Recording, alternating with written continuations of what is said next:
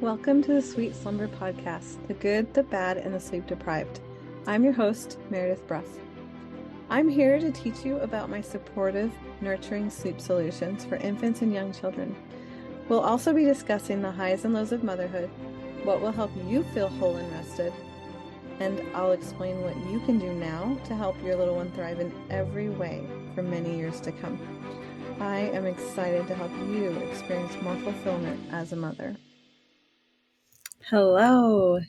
Today I'm speaking with my friend and fellow podcaster, Sarah Marie Bilger. She's sharing stories about motherhood and her doula work with us, and I'm really excited to have this conversation. Hi, Sarah. Hi, how's it going? Good. I'm so glad you're here. It's going to be really fun. And you have a lot going on in your life, so I just want to say thank you for taking the time out to meet with us or to meet with me and share this with us. Of course. I love everything podcasting, so glad to be here. Thank you. So I want to tell you a little bit about Sarah. She's going to definitely be talking more about herself, I hope. But just to give you some background, she's the owner of Entering Motherhood, a mom of two, a wife, and a mechanical engineer, full-time, right? Yep, currently. Impressive. Well, that's probably not your goal, right? She's certified as a postpartum nutrition professional and holds a doula certification specifically centered around VBAC preparation. She supports women during pregnancy and childbirth, and she offers postpartum services too. She works with women in her local area, which is Greenville, South Carolina, and around the globe through digital support. And she created the Entering Motherhood podcast in January of 2021 and has almost 150 episodes. Pretty impressive. She's had many opportunities to chat with individuals in the birth and postpartum community and shares these conversations with us to give moms the resources you need to become more empowered in your motherhood journey. So that's a great goal. That's a great plan, and you do it well. Got to listen to one of your podcasts earlier today and just really loved that. So thank you for your work. It's pretty amazing. Yeah, it's definitely something that means a lot to me and something that I did sort of out of the passion of it. And it has really evolved to be something more than I could dream of, think of. And so I continue to do it. I love it. It's just fueling you as you go, I can tell. Yeah, that's awesome. Okay, well, what I want is for you to tell us about yourself, your family, values. I guess let that lead into motherhood and how you became a mother too, if you want to. Yeah. So really, my motherhood journey started with just the thought of, oh, we're married, let's have kids. And I always thought of myself as being a mom. I always saw that as something that would happen. And I think like when you're younger, you have these like, oh, like this many kids, or, like this dream, or I'm going to have kids at this age and things like that. And I've really let that kind of stuff slide. And even, how old you are, like when you have kids and things like that, I think that has really changed and adjusted over the years. And so it was really not until I was 29 and then I had my first daughter, my first kid, and she was actually born from an or she was born after an unplanned cesarean. And that really kind of threw me for the loop. And for me, I felt like I was doing all of the things. I was going to a birth class, I had a doula. I was kind of like checking off the boxes of what I'm supposed to do when I'm pregnant, preparing for childbirth, and really going into that. So when that experience happened to me, I sort of took a step back and I was like, what happened here? Like, why did this happen? What could I have done differently? I had a lot of like those coulda, shoulda, woulda thoughts, and it kind of just threw me into a different, I guess, projection of what motherhood was. And I really took a deeper look at how we can be doing things differently. And so then with my son, I had already started the Entering Motherhood podcast. I was like reaching out to people, looking for different advice, finding different professionals, connecting with different moms, and really just hearing their experiences and what they had to offer. And then ended up having a completely unmedicated birth with my son, who was a VBAC, which is a vaginal birth after cesarean. And I had been going to different births. I went to my friend's home birth. I had been, researching and looking up all of this information to prepare for his birth. I got certified as a doula because I wanted to know all of the different options. I wanted to educate myself. I got certified in nutritional coaching, like you said, and I really just was trying to grasp as much knowledge as I possibly could. And then now I do doula work myself because I have put in all of this effort, really educating myself. And I'm now trying to give back and give that to other moms who are seeking, a similar path, are looking for a VBAC or looking for an unmedicated birth, or are just looking to find out more about their power and the birthing experience and really navigate all of that. So it has been, I think, like a nice organic progression of all the things, and it's really just opened me up to so many new opportunities. So I've very much enjoyed it, and now I have two kids, and we plan to have more one day. And like I said, I never thought I'd be still wanting to have kids. Like, I'm 33 and I don't see age as an issue or a problem anymore as far as when to stop having kids, when you need to have kids, and just everything that comes with motherhood. It's a wonderful story. Oh my gosh. Thank you for telling me. And I think the best birth world workers are the ones who do it because of their own experiences or their interest, their love for, all these answers and solutions. You're just making me think of all my birth stories, and the ones that didn't go right, the ones that were completely different than I expected. And oh, it's so important what you're doing. And I'm sure that, all the women out there, like, yeah, I wish my story was better, or I wish we could control that situation better, or whatever. And I think that's your purpose, right? Is just to empower women to have the best experience possible. Yeah. Yeah. And Yeah. really think about, what kind of experience do you want to have? Yeah. Because I think we can walk into it just expecting birth to happen and not really have a game plan and almost, wing it in a sense. And I Yeah. think it's really important to just have some sort of vision, have some sort of plan, have something to look forward to, even if it doesn't go that way. You are really envisioning what it could be like, and what you want to feel and experience throughout the whole process. Well, and as a first time mom, especially, we have so many questions. So many questions. And I just remember looking in the books and finding all this textbook information, and nothing matched what I experienced. And I couldn't learn enough. And I mean, I had a midwife, which I'm really grateful for. My other birth's not so great. I mean, I had 5 kids. I don't know if I've told you that before, but once I didn't even have a doctor present. My husband was about to deliver the baby and he's calling the nurse. And yeah, just a lot of mishaps. So I just love what you're doing because I think that you probably give moms a lot of confidence and reassurance and peace. And it's just invaluable. It's really a beautiful work. Yeah. And I think, we're searching for it now. We're looking for more information. We're looking to be more empowered. We're looking to be more in charge of the outcome and really educated about what is going on in the whole process and procedure. Like, we want to be very involved in the birth of our children. And I think, not that that wasn't a thing before, but I think we see it as a greater opportunity now and more of a possibility. I think we're Yeah. understanding, like, it's not just the doctor knows all. You are very much aware of your situation, your body, and you know yourself best.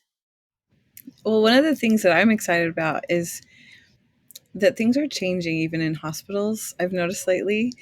I don't remember how I learned this. I really don't remember. But people used, or often still to this day, will talk about how miserable it is to have a baby in the hospital and how nobody listens, and just all these old practices that are used. But recently, one of our hospitals, I found out that they do a lot of things differently now and give a lot more control to the mom and make it way more comfortable. And just from the feedback I got, it just sounded like there's so much changed because they're listening to women. And I love that. I think that's exciting. So I love that you're facilitating that. Yeah, yeah. I think it's really cool to see like that transition, that shift. I think more providers are willing to listen because they do care about their patients. I think this idea of, oh, like providers won't let you do certain things or that's not possible at a hospital, it is changing, it is pivoting. And I think providers want to be there. I actually just had somebody that I was connecting with virtually, and she had heard me on another podcast talking about, don't let the provider maybe influence you to be induced at a certain time because they think it's ready for baby to come out, and push back if you feel like you want to go longer, or if you don't want to have that like 38-week induction and things like that. And me and her just kind of chatted and talked about her different options and what she can really do and present to her provider. And she had gone back and said, I don't want to be induced. I want to wait. And sure enough, she had baby, I think it was 40 weeks and 2 days. Like she went a little over that 40-week mark, and it was a 9-pound baby. I think it was something like they were worried about, the size, and it was going to be quote unquote too big and things like that. And yes, she had a 9-pound baby, but she vaginally birthed that 9-pound baby exactly when she was supposed to. And so I think it's really, yeah. And, she messaged me right away, like, I wanted to let you know, like, I had this amazing vaginal birth. And, we started having contractions naturally. And I'm so glad that I waited and I pushed off that induction. So it's kind of like, so surreal and so cool to hear these stories of these people, hearing like me on another podcast, then coming over to my podcast, then reaching out to me on Instagram, and then being able to connect in a way that that's possible and to have that happen and to see different outcomes. And the provider was very okay with it. They were like, you want to wait? Sure. Okay. Like we usually just kind of induce at this date if this is going on. But if you want to wait, then let's wait. And they were like, it's just asking and seeing like if Yeah. it's possible. Well, that's the thing is that, especially with your first baby, you don't ever feel like you can ask anything. You feel like you're at their mercy and they're in charge. And that's not really the case. And Yeah. what I love about that story is that was another case study for that doctor to see what can happen if he'll just be patient, you know? Yeah. That's really It's good too. wild. Yeah. I Well, think just, yeah, asking questions and seeing what's possible, it's makes all the difference. yeah, so you're really empowering women to know that that's even a possibility. I love it. Well, I was just gonna say, I have another story that's kind of like that. That my first two kids were very early, 3 weeks, 3.5 weeks early, and the next was 2 weeks early. And so basically, I was that's what I was used to, and I loved it. I never had to go 40 weeks, and it was like I had my babies early, and then my third one came along and made me wait and wait and wait, and I was just tortured, and everyone's giving me advice, like, walk 1 foot on the curb and 1 foot on the do jumping jacks, do all these things. It was so silly, and I was just obviously feeling very impatient, but I also had this peaceful feeling inside that I needed to be patient and that everything was gonna be the way it needed to be, like the timing would be right. And she was born 2 days before her due date, and she was only 6.5 pounds. And I'd had my first one who had trouble with breathing and jaundice and all the things. So that was a really good lesson to me since I still had two births after that to be patient and just let nature take its course. 'Cause I Yeah. didn't want her to be any smaller. She was already tiny, you know? And she was Yeah. ready. She did well with breathing and just a healthy little girl who thrived. Yeah. It's awesome. I love birth. Oh my goodness. Yeah. Do you want to talk any more about the VBAC work? Because I know that's a big deal too. People don't expect that they can deliver vaginally after a cesarean.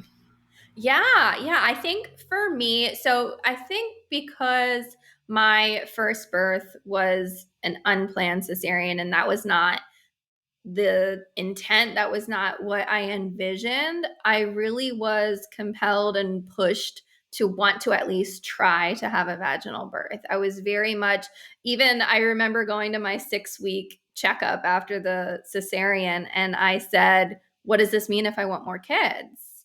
And at the time, my provider was kind of like, oh, you can have as many cesareans as you want, like don't worry, like this isn't gonna, stop you from being able to have babies. And I had said, well, what if I want to have a vaginal birth? And they kind of said, why would you want to do that to yourself? Why would you want to try again just to potentially end up in the same scenario? Why wouldn't you just go ahead and schedule a cesarean?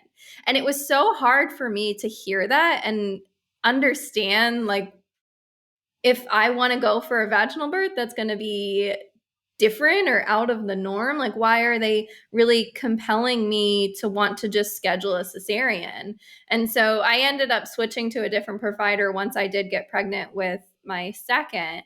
But it was it was shocking to hear that they were willing to kind of just say, have another cesarean and not even try for vaginal birth, because I think we do hear a lot of things like, oh, once a cesarean, always a cesarean, or oh, having a VBAC is dangerous or there's risks involved. But we're not talking about how there's risks involved with a repeat cesarean as well. And we're not going over, what is right for that mom and what she would like specifically and the journey that she wants to be going on. I was completely okay with, if I had a cesarean for my second, as long as I tried and as long as I knew that I did all that I could, and then it ended up in that same situation, at least I went for it.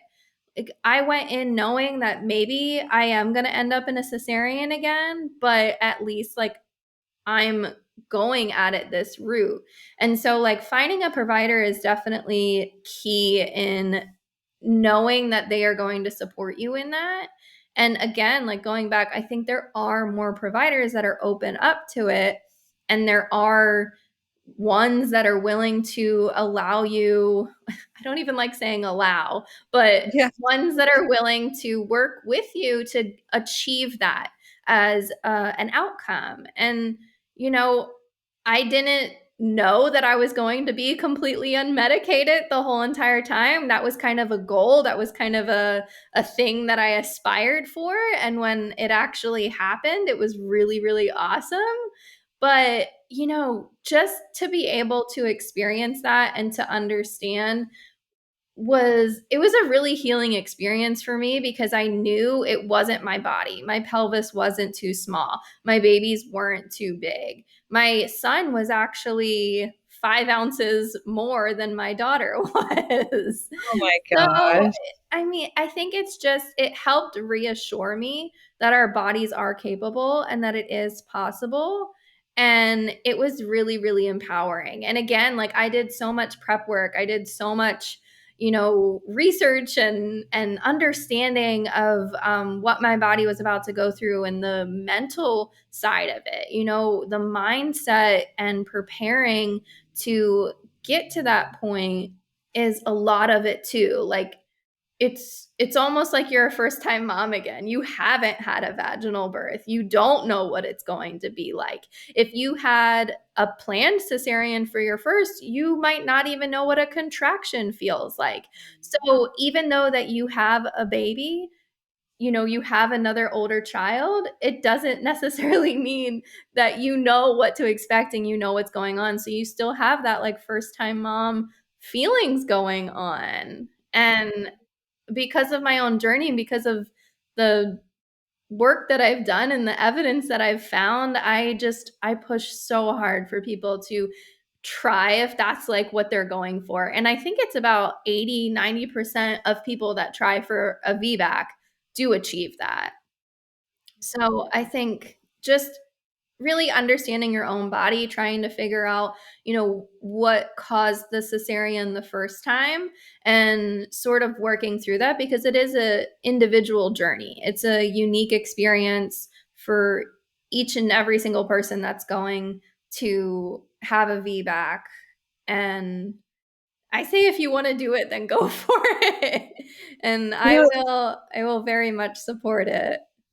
what's funny is that when you were saying what you wanted and what you expected, it sounded so natural and perfect. Like, why wouldn't that be the way everyone approaches this? And then you tell me that statistic. Wow. I know that learning and understanding your body and you know all the things that you did to prepare for that made it possible, but those statistics are high. That's pretty Yeah. impressive. Like Yeah. that should be the culture. That should be the norm, huh? Yeah. Yeah. Yeah. Well, the other thing that I thought about that would be interesting to just chat about for a minute is how, and I don't know if it's the same way now because my kids are like 15 to 23, but when I was having babies, it just seemed like nobody understood that I could have a completely different labor. I could have different deliveries. It just seemed like that was so foreign to everybody. They're always trying to predict what was coming. Like at 31 weeks, when I was starting to have contractions already, real ones, they're like, oh, you're gonna have this baby early. And then I'd go to 38, 39 weeks, and then just just not believing me and not accepting what was normal for my body. And it's really funny because by the time I had my fifth, I really did know what to expect. And so I was really telling the doctors. And by the way, we moved almost every time I went to 5 different hospitals and 5 different providers. So it was a lot of craziness trying to explain myself every time. But by the last time, I went on a hospital tour and I went in and I was just telling the nurses, this is what I want. This is how I want it. Please believe me, blah, blah, blah.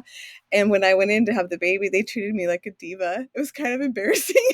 I could tell that they had talked about me and knew that not to mess with me and to give her what she wants. And it was kind of embarrassing, but it was also very nice.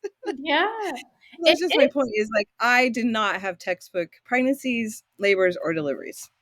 Completely Yeah. different. Yeah, I think it's kind of a skill to learn, that you do know more about yourself than maybe your provider does. And I think for a lot of us, it's hard to understand because we've come from this society, this culture of, respecting authority and knowing that, oh, this is somebody who has a degree, a master's, a education, they must know more than I possibly know.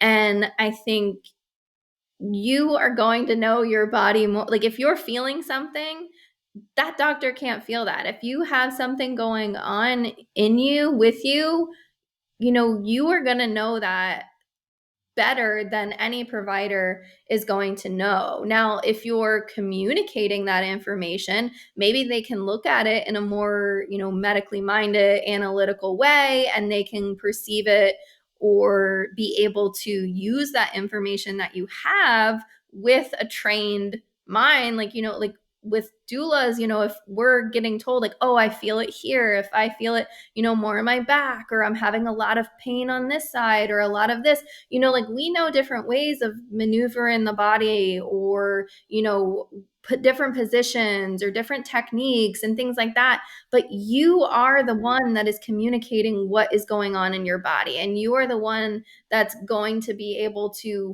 feel all of the different feelings. And I think understanding that you have so much power in that and that you are such an integral part in everything is super cool to understand, and it's really awesome to watch that journey of a mom gaining that empowerment and knowing that she should be listened to and heard and respected. And it is kind of like how you were saying, like when you walked into the room and it seemed like they were kind of like acting differently. It's I It's interesting because like I don't want it to be the case, but I do feel like when you have a doula present, there is sometimes a little bit of a different atmosphere. They do see like, okay, like this mom wants things a certain way, and that like there is somebody advocating for her and is actively participating in this. And so I think it is sort of a different like presence that comes with it. And that shouldn't be the case. I think they should be treating all of moms like that. But there is a little bit of a difference when there is somebody that's stepping into that role and is present there with you. That sounds fantastic. No, I get it. You're like, it shouldn't be this way, but what a blessing that it can be, that we can be heard better. But I think your goal is also to empower moms to stand up, to advocate, right? And I think that's a really good preparation for becoming a mom, because one of the things that I really focus on is helping them trust their inner voice, really like follow through on those gut feelings they have, and become confident in that area. And so in a way, you're helping them build up to that for advocating for their child, huh? Yeah. Yeah. It follows through all, like, I think if you're doing this work, during pregnancy, if you're preparing for your birth, it bleeds so much into the postpartum period. And I really feel like it helps put that step forward into understanding again, like, what's best. You are able to, you know, hear your baby's cues. Like, I knew with my daughter, like, all of her different cries and what they meant and what each of them were telling me. And I think you're spending so much time with them and you are with them so much that you're really able to pick up on these things. And it might take some work, and it might take some like deeper understanding and some time, but it is possible and it's there. Mm-hmm. How did your postpartum experience inspire you or influence you in your postpartum doula work? Because something that you said on the end of your podcast episode I listened to today was like, I want to give you the resources, especially for postpartum. And I was like, ooh, there's something behind that, you know? Yeah. I mean, postpartum is for life. I think, you could classify it as, the first 12 weeks or, that fourth trimester, things like that. But postpartum is motherhood. It is every single day after. You're going to go through different challenges and different progressions. And I am still so early in it. My daughter's going to be 4. And so I have, quote unquote, only been a mom for that long, but it is, I know, like a never ending journey. And I think we are always in that healing stage. We're always in that growing stage. We're always really advancing in our postpartum period. So I think there's just so much there. We're still learning so much, and we're still uncovering, what it is to be a mom and what this journey is like. Yeah. Well, what are some of the struggles that you had that impassion you? Like, I really want to help moms with this. Yeah, I think just understanding that there are things that you might not know and that nobody really told you about, and that you can find help out there. You can find somebody who is maybe an expert in that or has experience in that, or listen to a story, read a book, listen to a podcast, like really knowing that there is people out there that are looking to help and that want to help. I think I think that's key in a lot of it. And I think we all feel like we're so alone and nobody's experiencing this or nobody told me about this. Specifically with sleep, I did not know that babies getting up every 1 to 2 hours to feed and that you're going to be completely sleep deprived. I like, who talks about that? Nobody's saying that. And so, all of a sudden baby comes out and the lactation consultant comes into the room and they're like, okay, like baby's going to feed like every hour, every 2 hours, just especially if you're breastfeeding, you are doing all of those feedings or you're pumping. And so that was just completely eye-opening. I was like, you mean to tell me that I need to be up to feed my baby for all of this after I just had an extremely long labor? I just want to sleep. Yeah. It's shocking. It's so shocking. It is. And it's just, I think more and more people are, opening up about it, are talking about it, are expressing their experiences.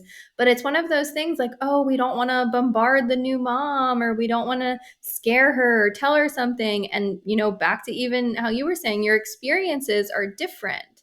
I think for me, I thought, one, I know now you are not alone, but also not everybody experiences all of these things. And so you might be struggling with something, or you might have, an issue with sleep or feeding, or, learning something or doing something. And somebody might have something similar, but they are not experiencing that same thing. And they might never experience that same thing.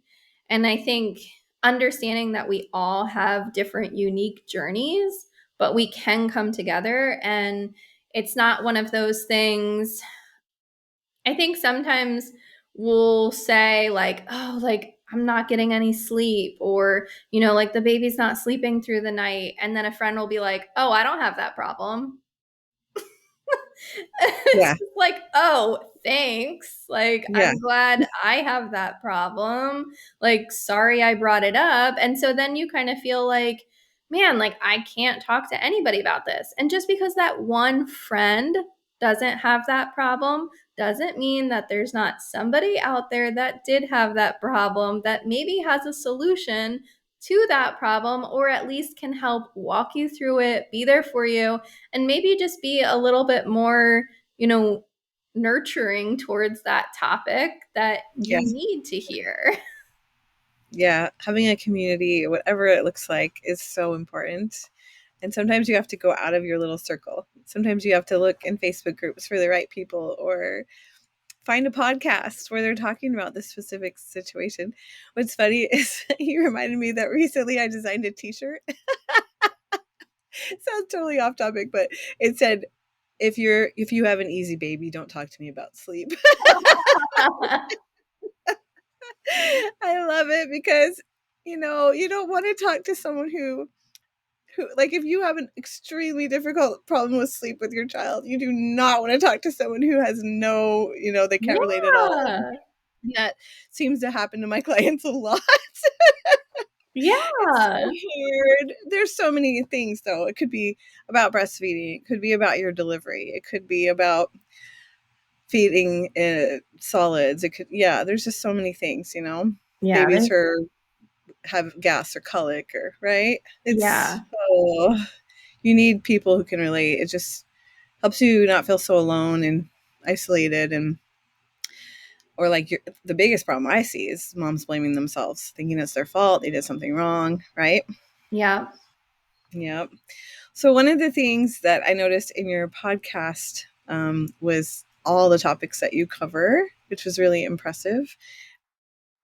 Is there any, like, how did you decide? Do you just meet people, or are there certain situations you ran into that inspire you to choose those conversations, those people that you talk to? Where does that come from? Yeah, I think originally it was people that I was reaching out to along my journey that I felt really were integral in how I was navigating motherhood.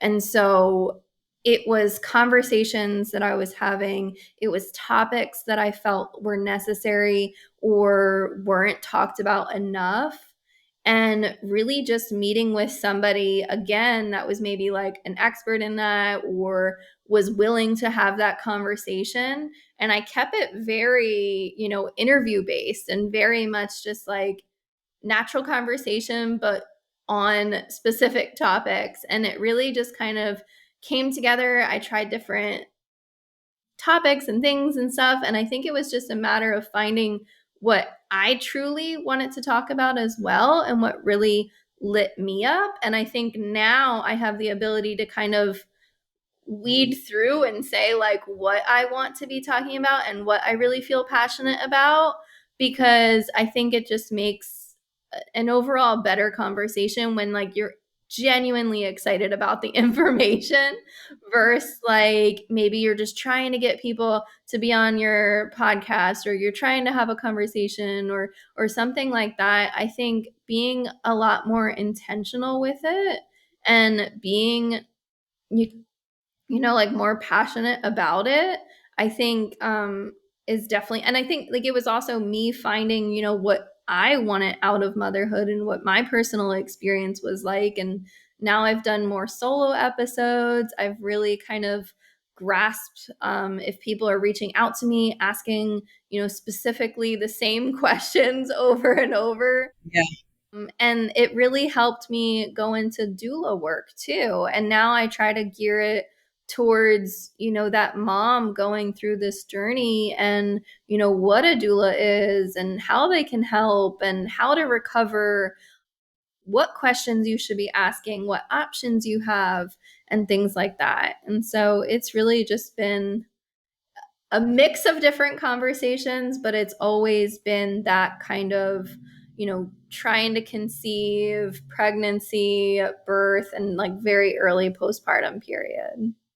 Yeah. Well, I'm excited to listen to so many of your episodes. I was really hard to choose one. I was like, oh my gosh, where do I start? Where do I start? I love this. So Yeah. I'm really excited to discover you and get a taste of your talent. And oh, I'm just really impressed. So I hope that my Well, listeners will thank look you up. you. What's the name of the podcast?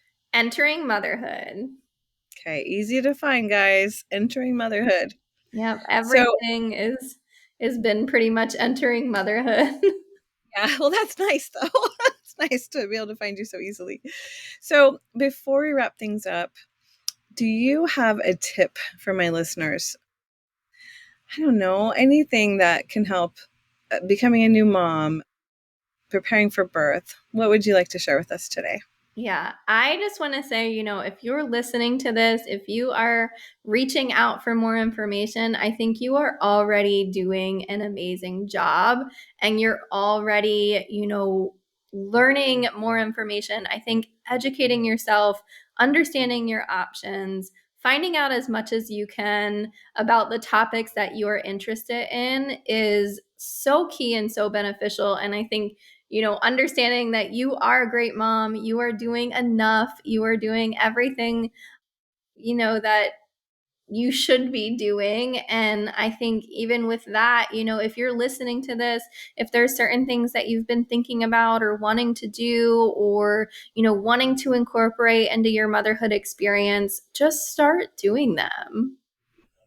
And I think a I lot of the times we can like freeze in that, like, we're consuming all of the content, but we're not implementing it. And so I encourage you to go out and do something that maybe you saw or wanted to try and just take that first step to doing it. Yeah, and we talked about a great tip earlier. Just use your voice, trust yourself, speak up for yourself. Don't like I really think it's a trap when you're a new mom. You just think that doctors are gods and they're not. They're human and they make mistakes or they may not be the right fit for you. So even standing up for yourself in that way where you switch doctors, right? Somebody who will listen.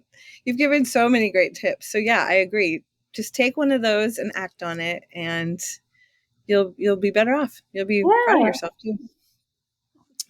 Thank you for this conversation. It's been wonderful hearing your story, learning from you, and feeling your passion. I love hearing you talk about your work and your podcast. It's wonderful. So, can you tell my listeners where they can find you? The podcast is Entering Motherhood. Pretty much everything is, right? Yeah. Yeah. So, Website is enteringmotherhood.com. I hang out on Instagram. It's me 100%. Like I don't have anybody managing that. So if you are messaging me on Instagram, it's me. I'm there. I have I'm also like on Facebook, entering motherhood with that. Our page is there. And yeah, the podcast. great. Thank you. So, my friends, I hope you look up Sarah on her website and Instagram and her podcast at Entering Motherhood, enteringmotherhood.com, etc. And whether you're preparing to have a baby looking for prenatal or birth support or wanting a postpartum doula, Sarah can help you because she offers digital services, which is great. And remember, we've been talking up her podcast, so trust me, you need to check that out. But I love all the topics that she's been covering, the people she's been meeting with. She's easy to listen to, uplifting, upbeat, enjoyable, and talented. And you'll find the insight, information, reassurance, and inspiration you need there. So thanks again, Sarah. It was lovely being with you today. Thank you. This was great. Awesome. Thank you for taking time out of your busy lives to listen to the show. Stay tuned for a new episode in a week. Until then, I'll see you soon. Thank you for listening to the Sweet Slumber podcast, the good, the bad, and the sleep deprived. Ready to understand your child better? Then take the sleep temperament quiz. Reveal your child's sleep nature and unlock the solutions to your exhaustion in just 5 minutes.